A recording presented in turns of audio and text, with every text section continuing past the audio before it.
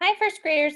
I want to play a couple of brain pop videos for you that I think will help you remember how important it is to include a good character in your writing and also to include a good setting in your writing.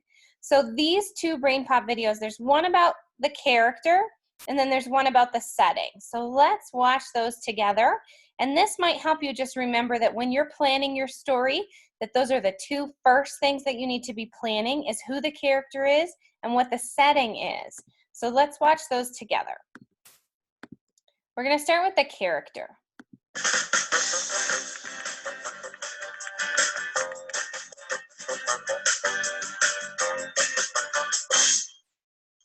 Oh, Grandma, what big eyes you have. Mooby, come on, get into it. Oh, Grandma, what big ears you have. Moby, the wolf is the most exciting character in Little Red Riding Hood, and you're not even trying. You might be making a connection now to our fairy tales unit too that we're learning about. Fiction stories are fairy tales. Fairy tales are fiction stories. What is a character? Well, what is a character? One of my favorite tales is Goldilocks and the Three Bears. That's another There are fairy four tale. characters in the story. Characters are the people in the story. Right. I guess characters don't have to be people. Just anyone in the story. Most of the stories I read have one really important character. You know, like a main character. So you can be thinking about that in your writing too. You can have a main character in your story, and then you can also have some additional characters, but maybe they're just not as important as your main character who you planned when you were writing your story. In this story, Goldilocks is the main character. She's the star. But that doesn't mean that the bears aren't important. I guess characters work together to show what happens in the story. What are characters like? Nice day for a picnic, huh, Moby? Hey, check out those ants. They're totally stealing our food. No, Moby, you can't squash them. They're just doing their job. Yeah, that grasshopper isn't doing much at all. In fact, he seems pretty lazy. But the ants are working really hard. I guess. So you can think about how you can describe your characters. So the ants are very hardworking. The grasshopper is lazy. So those characters have there's characteristics about them that either they're lazy or they're hardworking. These characters are pretty different. Some stories have characters that are brave or scary or greedy, and some characters set their mind to things and really work hard. Well, in this story, the ants work hard, getting food for the winter, while the grasshopper just sits around and eats. Kind of like you, Moby. But then the winter comes and the grasshopper is cold and hungry, and he learns his lesson. I like this story because the main character learns something. How can characters change in a story? In The Ugly Duckling, the main character goes from being sort of a weird-looking bird into a beautiful swan. I guess a character in a story can change just like people in real life.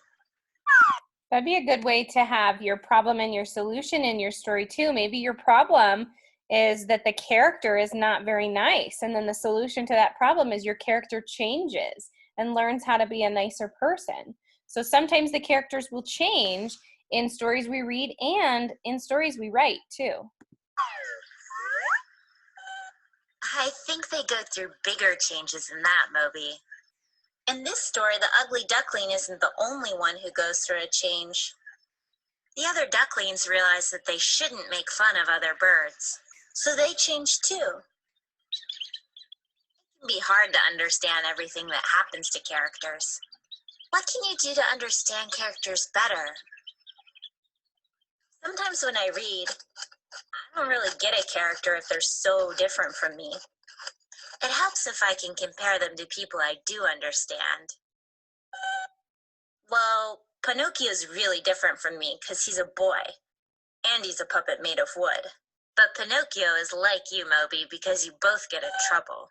Like last week when you broke a window and lied about it. I guess Pinocchio and Moby learned the same lesson. You shouldn't lie, Moby. Yes, you did.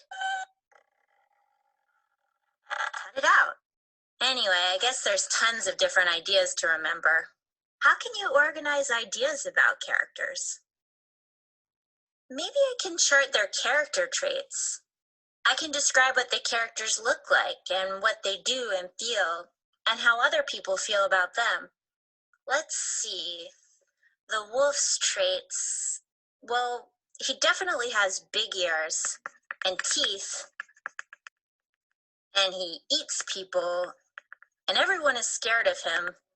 Oh, and he's sneaky too because he keeps dressing up like grandma.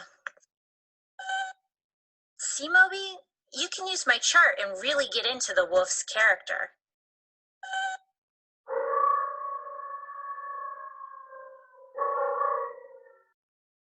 Alrighty. Hopefully that video showed you that there's so much that goes into creating a good character.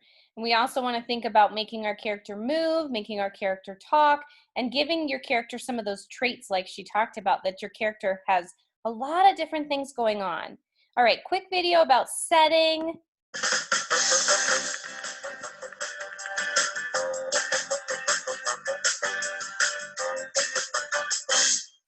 Take me to your leader. I come in peace. Oh no!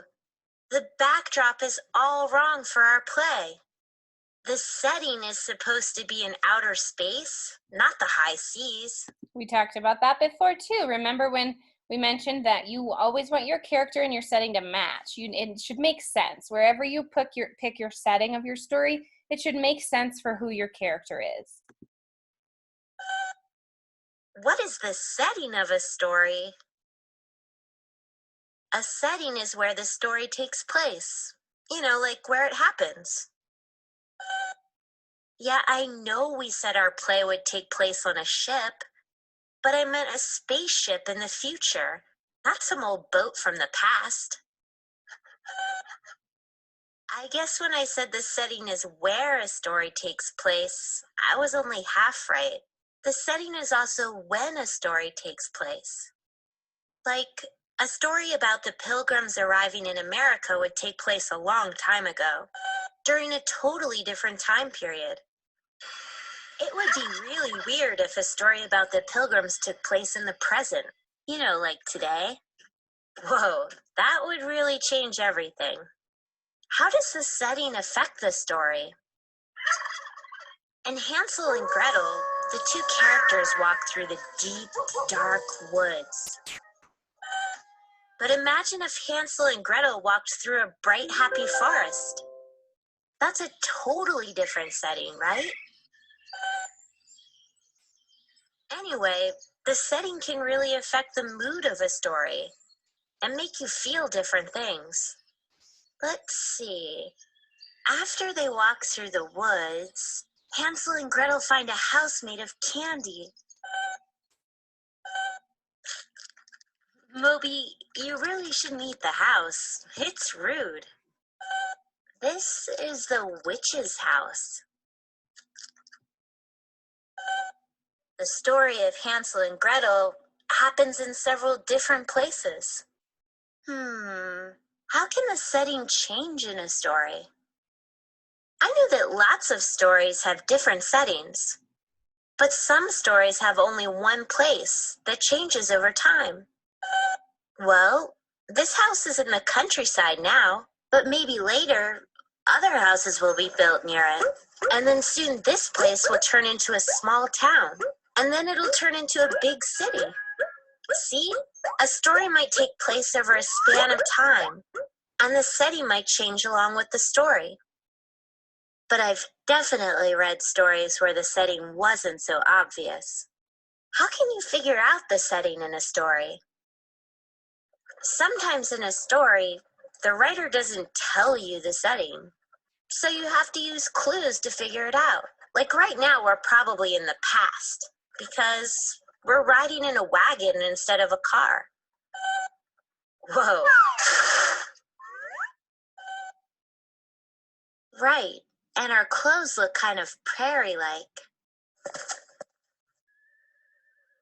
Hey, I bet we're in the Old West.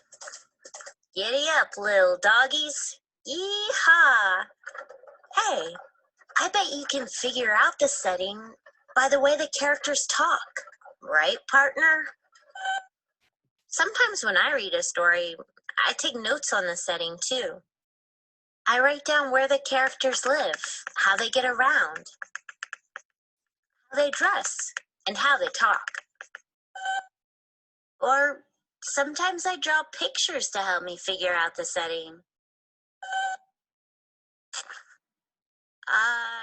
Great setting, but you better work on your costume. Alrighty. So that one showed you that the setting sometimes will change over time. So it's okay if your setting changes throughout your story, if they go into different places. And it also talked about how the setting can depend on where the characters are and when the characters are alive. So sometimes the setting can help you remember and learn about when the story is taking place too. So think about some of those things that we watched today about characters and setting when you're doing some of your fiction writing stories this week.